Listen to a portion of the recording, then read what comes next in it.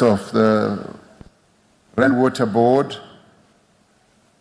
residents of Mfuleni community and religious groups and various other community groups that are here present, and all guests and ladies and gentlemen. One of the things that I know is that I should never compete with people who are truly excellent at what they do. Like the minister, I can never whistle in the way that she does. She comes from a village somewhere in the Eastern Cape, and she used to do the whistling for cattle, and I could never compete with her. Let me start off by offering my congratulations to the Rainwater Board, the management team, the CEO, the board, and all other workers who work here in this space. I want to congratulate you on the completion of phase 2. Now, this phase System 5 that you showed me is one of Rainwater Board's flagship, if not the main one, bulk water projects. You are to be congratulated because it is the very best on the African continent. There's no other that is like yours. And as a company, you are rated amongst the top ones in the whole world. And you can applaud yourself for that.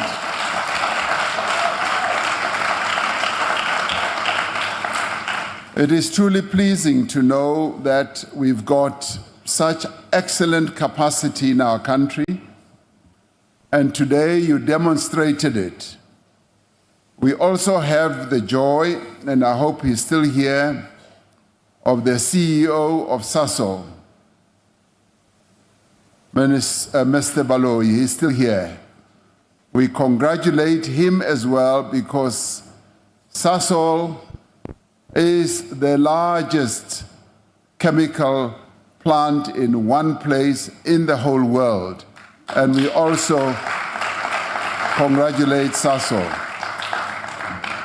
Now, to be at a place where you are pumping 600 million liters per day of water is to be in an absolutely outstanding place. As I stand here, I can feel water running through my body, through this whole precinct. It's truly outstanding that here we could have so much water that you are processing, water that you are channeling through to 4 provinces in our country. You are to be congratulated once again. And thank you very much for reaching this level of execution, of proficiency, of excellence. I congratulate you once again. Now, clearly, through this plant, you are going to be able to meet the rising demands of water in our country, much as you are addressing that demand in the precinct of Gauteng, part of Northwest, part of Mpumalanga, and part of the Free State. We are celebrating the completion of a vital piece of infrastructure, but we are also celebrating it in Women's Month. Women's Month. And let me tell you, I was particularly pleased that wherever I went, in every segment of this operation, it was being related, it was being led, it was being managed, it was being executed by women. And it is truly outstanding that the women of our country, young, black women of our country have taken the lead when it comes to water provision. And as Minister said herself, she said, women are the ones who have borne the brunt of water shortage, lack of access to water in our country more than any other. And to do this today and to have the presentations being done largely by women, except for, of course, by the CEO, and he's a minority, he knows that himself. It was quite pleasing to hear the expertise, to hear the knowledge, to hear the intricate presentation. And as you know, I ask a lot of questions. And I ask a lot of scientific and engineering questions. And I'm proud that the women were able to answer them.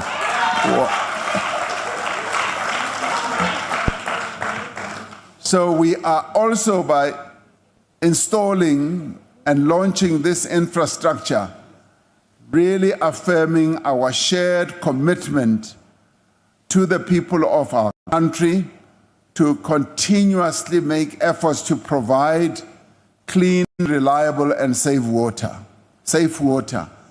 And in this regard, we have to applaud the minister, the two deputy ministers who are leading this process from the front, and also the department, and also working together with our various structures of government. The province and the Premier of Gauteng is here, and Leana is wearing an overall and some funny pants today, masquerading as a worker, and we also applaud him for the lead. In the end, the work that is being done is showing that water is not just a basic human need. It is the lifeblood of any thriving society. Water sustains life, it supports industry, it empowers agriculture, it fuels innovation, but at the same time, it also supports the livelihoods of our people. Our people expect clean water when they turn on the tap. Just as they turn on the tap, they expect that clean water will come out. They deserve water that is free from contaminants and water that meets the highest global standards. And today here, I was able to see how clean water is created, is manufactured, and it is processed.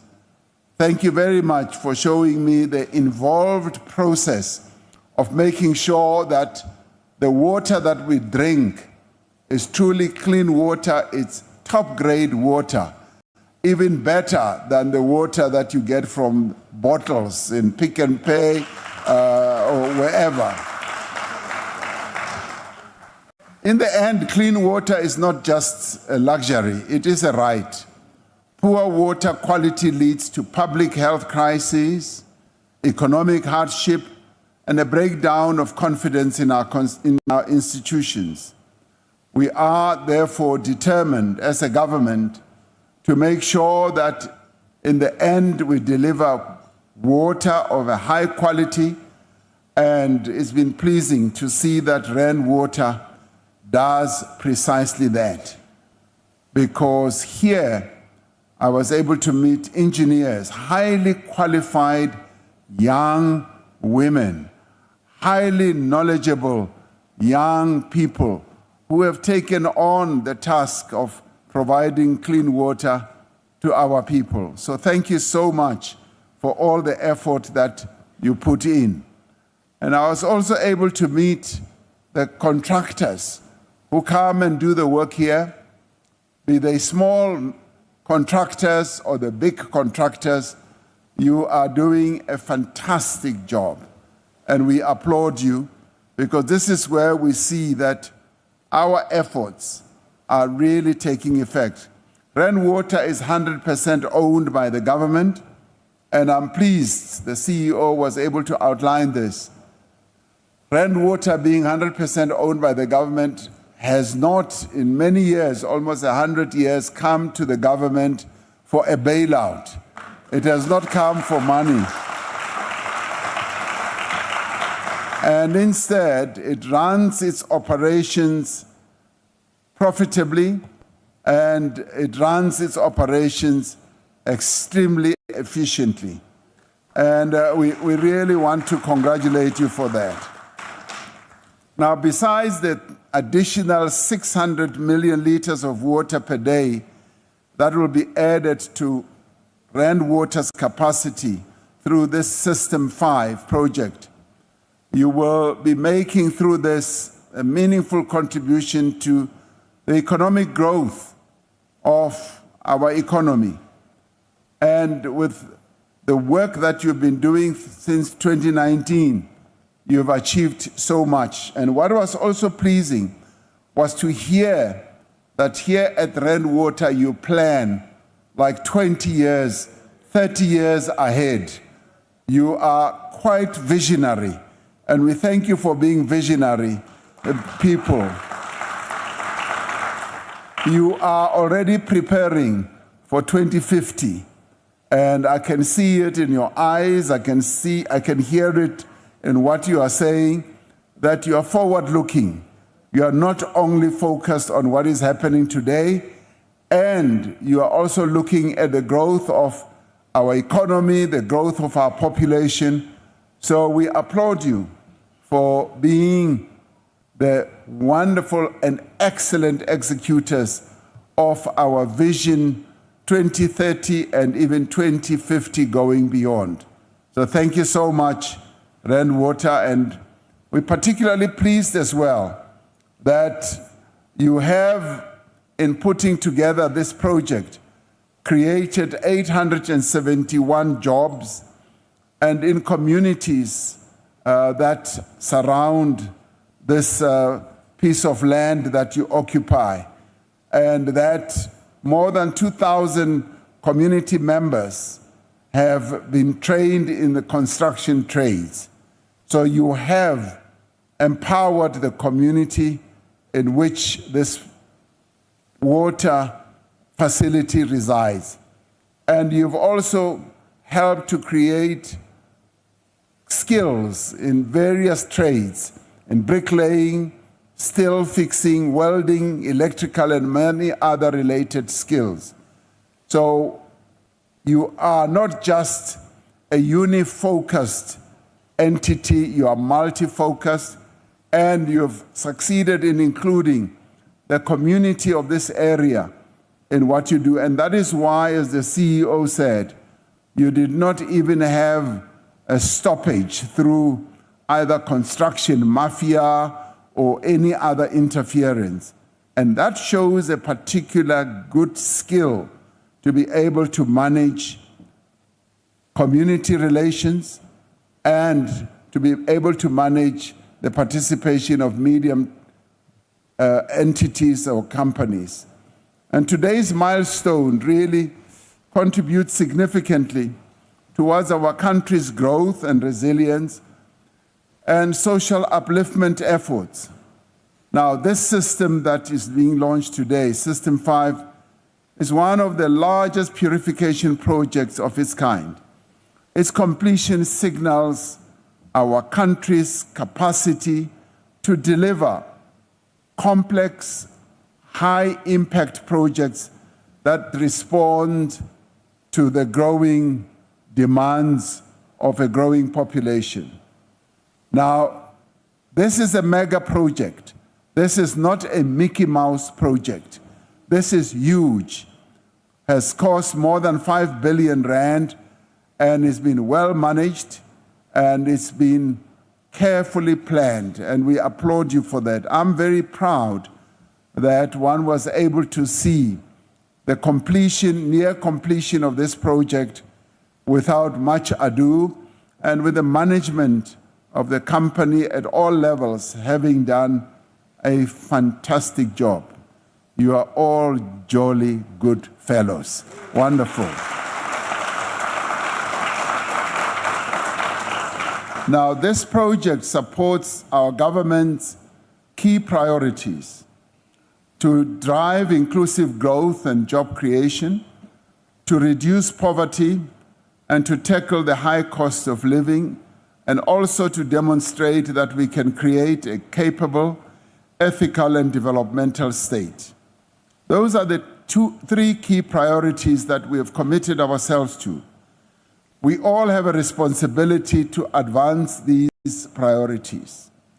And we must maintain and protect what we build. And I'm glad that here I've been able to see that there is real capacity in your hands, in your minds, about embarking on large-scale and complex projects and be able to execute them. Now, for me, the most pleasing part is that nearly everyone that I met here who has managed and executed this project is a product of our democracy. And I met a number of Tintswalos, the Tintswalos that I spoke about. And who are they? They are the engineers, they are the managers, they are the executives, who by and large also received NSFAS assistance. Even the CEO, who qualified much earlier, also received the TEFSA bursary assistance. Now, that is truly pleasing, including the security manager who I met, who, as I was walking around, he made sure that he comes to walk next to me and told me that I'm in charge of security here. So, colleagues, for me, this has been a really fantastic day. I have seen in many ways what the future of our country looks like. That we are indeed a people, and I saw the people here, who can manage complex projects, who can manage projects that have an impact on the lives of our people, who can plan ahead, many, many years ahead, and who can do it cost effectively. I have seen people today amongst you who have the discipline to look after the facility such as this one. And as I walked around, I was looking for mistakes. I often go around, look for where there are huge mistakes, and I walk around with a critical eye. I did not see anything that is a mistake here. So that is very good. So I applaud you. I do wish in my heart of hearts that all other public facilities could be as well handled as what you are doing here at Rand Water.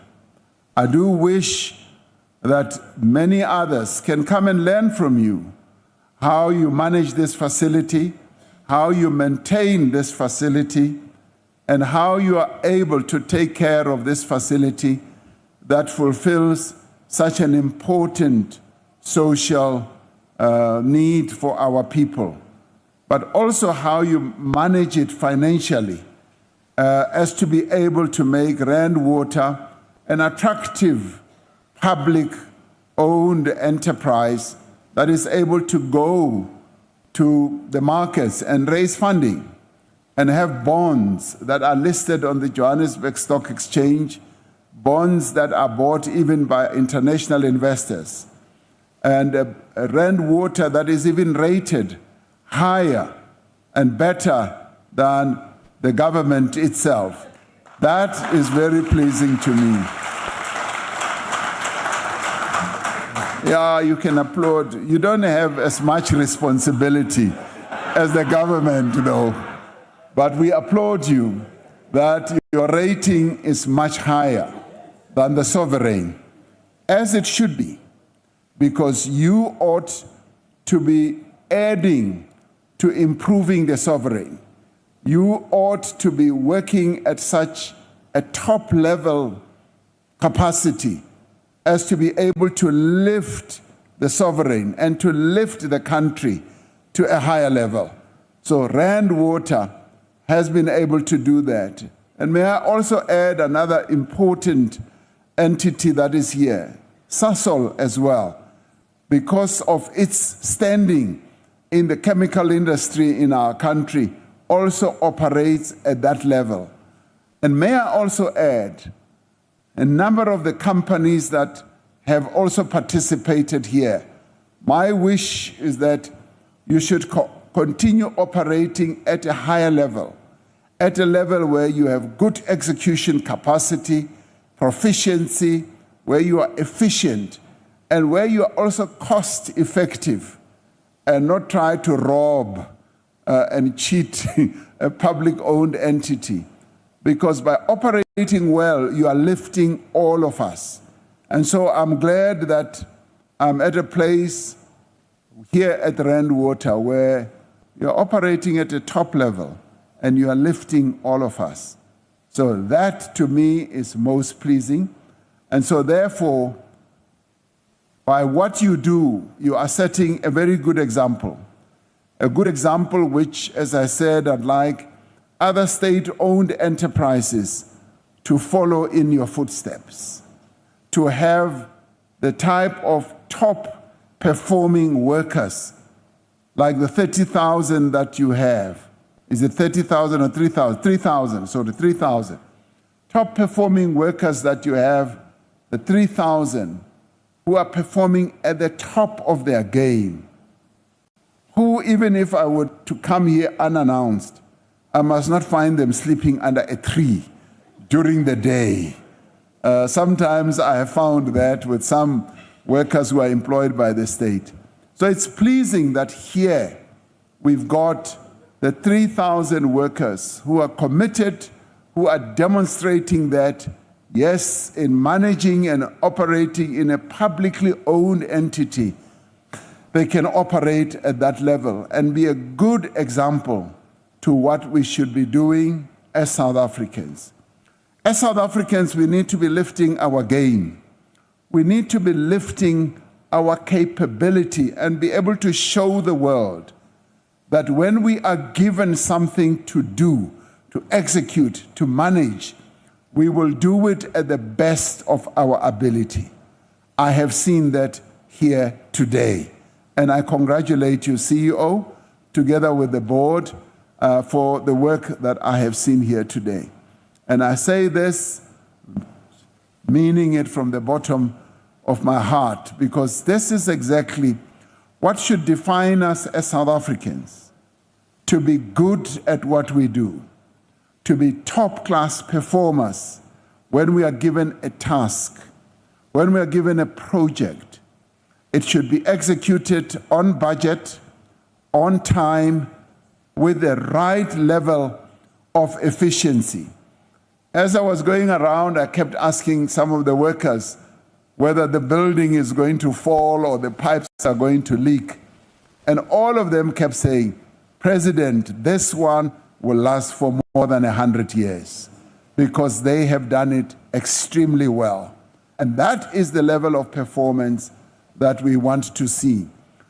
So in the end, I urge all premiers, there's one premier who's here, the others told me that they were given notice late, they couldn't come, the mayors and all other officials, to see this as a great inspiration and do much more than what we have seen here. Let us accelerate our focus on critical infrastructure projects across all sectors. It is projects like this that define the nation. You know, if you recall what we might have seen in various places, when big installations and facilities are built, they define what the nation is all about. If you go, for instance, yes, if you go to Europe, you see all those buildings in Rome. If you come to Africa, you see the pyramids. You come further south to Southern Africa, you see the Zimbabwe ruins. That is what defines nations, and what we have built here today, managing a key water resource, is what defines us as a nation. So let us make sure that we manage this, we handle this with great dignity, and we ensure that it serves the needs of our people. So thank you very much. You are operating in a very sensitive area, and operating in a sensitive area of providing water to our people is an important contribution that you make to building South Africa, Inc.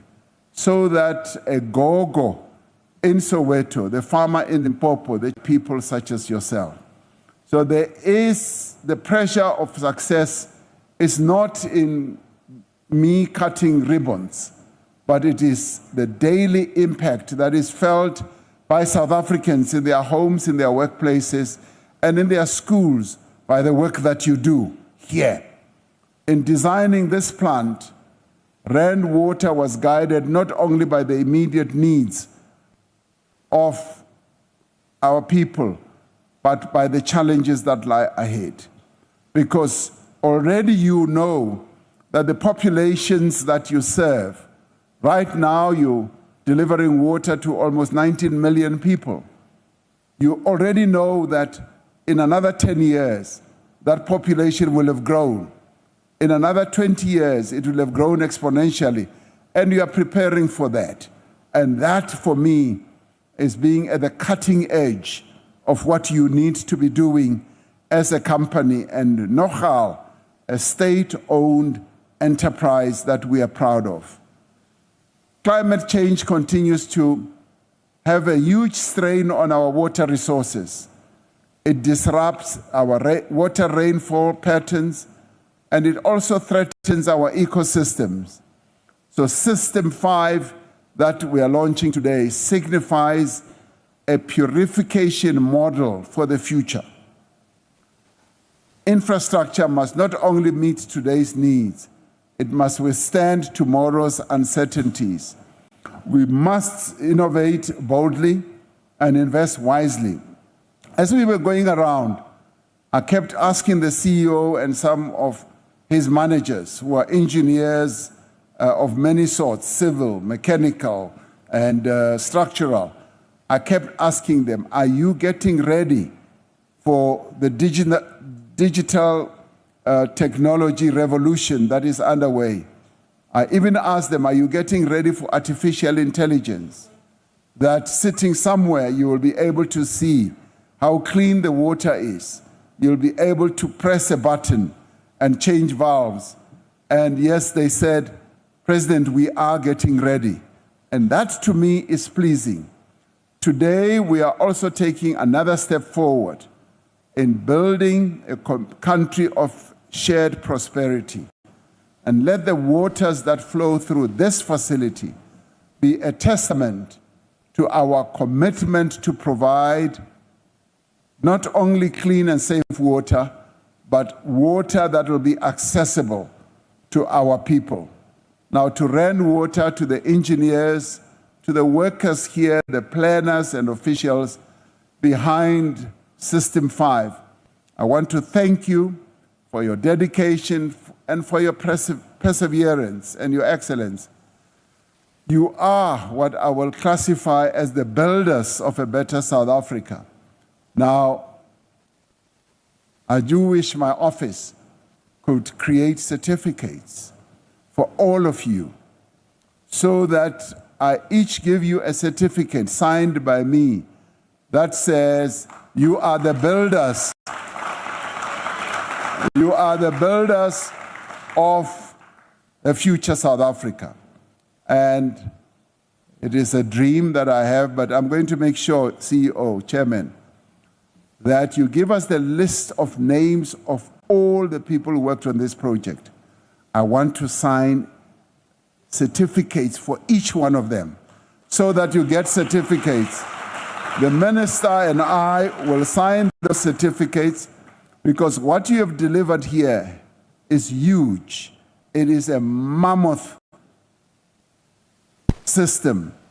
600 million liters of water per day, adding to the other 600, coming to more than 1-point-something billion water liters a day, coming from here, created by your hands.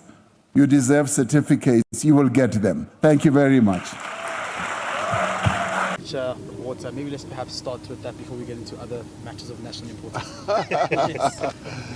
No, I'm particularly pleased to have come here to come and officiate the launch and the opening of this impressive facility, which will deliver 600 million liters of water into 4 provinces: Gauteng, Northwest, Free State, and Mpumalanga.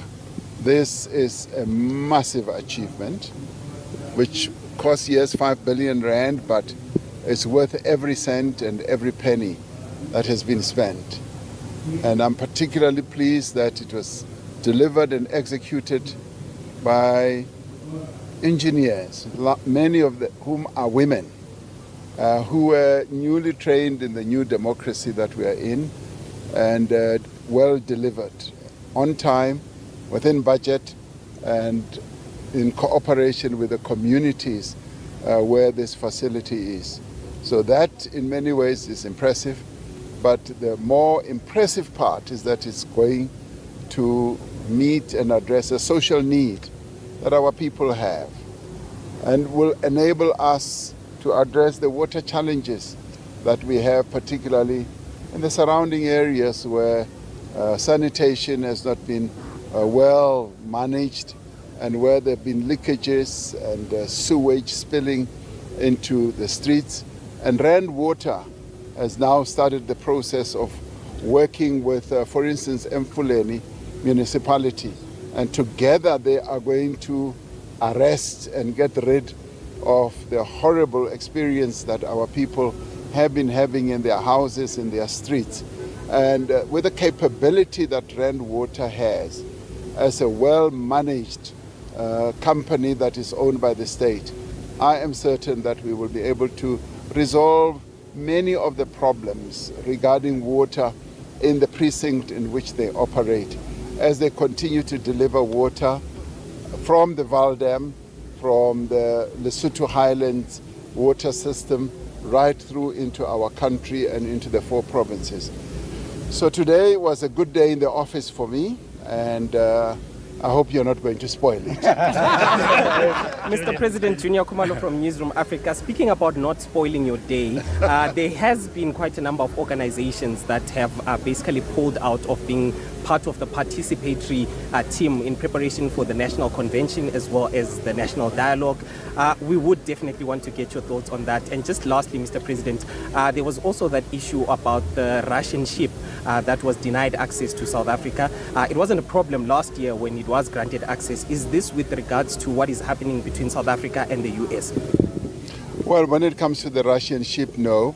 It had to do with like real technical stuff that's being handled with our defense people.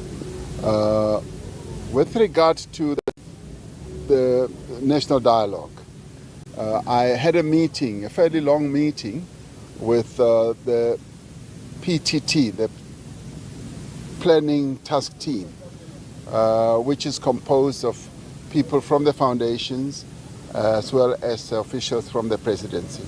We had a lengthy discussion and we dealt with the extent of preparedness for the first convention, which is going to be on the 15th. And there was a sense in some of the quarters that we may not be as prepared as we should be. And it had to do with the level of preparedness. And then I raised a concern that the invitations have already gone out to 750 organizations. And many of those organizations have already responded that they are coming, they are willing and committed. Prior to that meeting, there had been a meeting of civil society where there were 100 representatives. and who felt that they want to go ahead with the dialogue.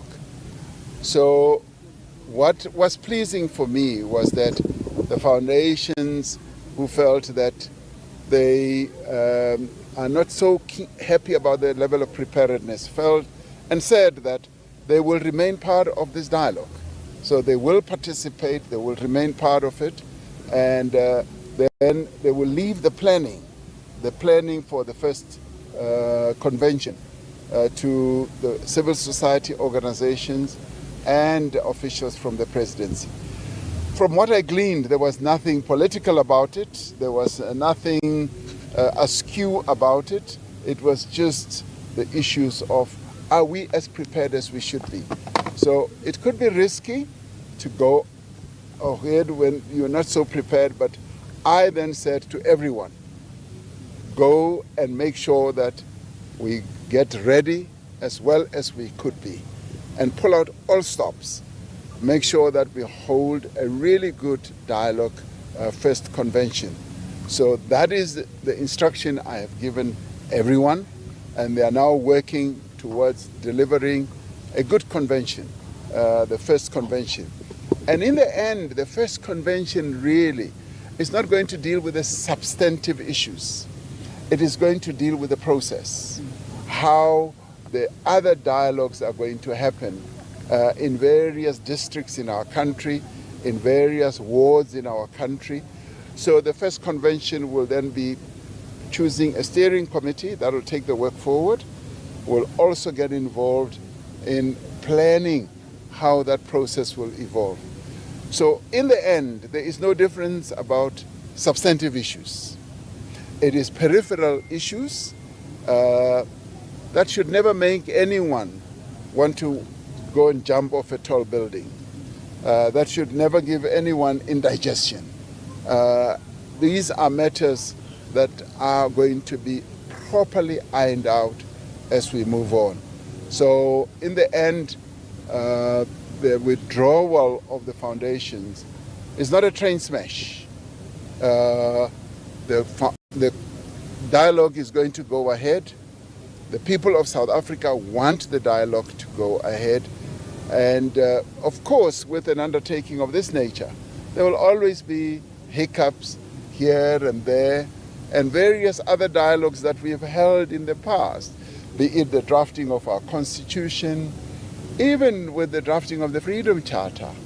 There were some hiccups here and there, but what mattered was the outcome.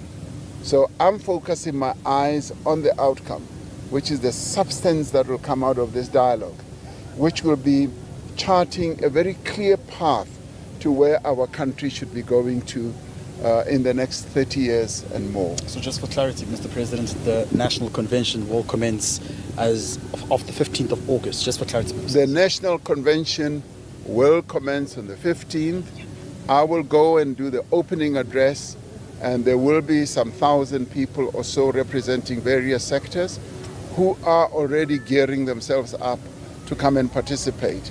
And the finance has been made available, the venue has been secured, the operations center or room is already in operation, the replies, the RSVPs as they call them, are flowing in. So people are getting ready to come and participate in the dialogue. So the show is on the road, and the caravan is moving. The National Dialogue Caravan is moving, and I want all those who want to participate to make sure that they get onto the caravan. It's moving slowly at the moment. It will start gathering pace. You know how the caravan moves in the desert? It starts off slowly, but it gathers pace. So everyone must be part of this caravan. Yes. Thank you. Last question, Mr. President. Kosnati Shazi from Power FM News. In the past 2 days, you had two important phone calls with the President of the United States, Donald Trump, and the President of Russia, Vladimir Putin. Were those conversations fruitful? On the end of America, of course, a new trade deal, Trump potentially coming to G20, and on the other side, in the East, the ongoing conflict in Ukraine. Yes, I have had a few phone calls, and there will be another third one, which I'll tell you about. I had a phone call with President Trump and we discussed the issue of the tariffs. We are going to be focusing on the talks that are going on through our officials and our ministers. We have to reach a deal one way or another. So we are proceeding with those discussions. So that was what the call was all about the tariffs. And the second call was with President Putin yesterday, who asked to talk to me, to brief me about the peace process and efforts that they are embarking upon. And he did so out of recognition of our involvement in that peace process as part of the African peace mission that went to Kyiv and Moscow, where a number of African heads of states decided to go and call for both countries to settle their differences through negotiations. So it was in recognition and appreciation of that he called to brief me and us as South Africa, and also thank us for our participation in trying to bring about the peace process. This afternoon I'll have another call in relation with precisely the same matter from President Zelensky, who also wants to brief me about the way the peace process is going on. So our country is being recognized and appreciated for what we're doing. Earlier we were criticized. People were saying, why are we getting involved in a conflict so far away? But the efforts that this country makes in fostering peace processes around the world are recognized by others. And it's about time that we as South Africans also appreciate what our country does in helping to bring about peace in the world. And you guys must also recognize that. The repatriation of the Zambian president, there has been a ruling by the court saying that We haven't seen the ruling. Yeah, we haven't seen the We ruling. haven't seen it. So once I've seen the ruling, I will call you for a press conference. Siyabonga, nambe kahle. Thanks, guys. Okay. Lieutenant, loggerheads, the two former state presidents as well in courts. Just a reaction on this, particularly for what we've been seeing with the case of the TRC family, the victims as well. That's a court process that must be allowed to go on. Thanks, So guys. mina, angsioni judge. Thanks, guys. Thank you. Premier, your turn.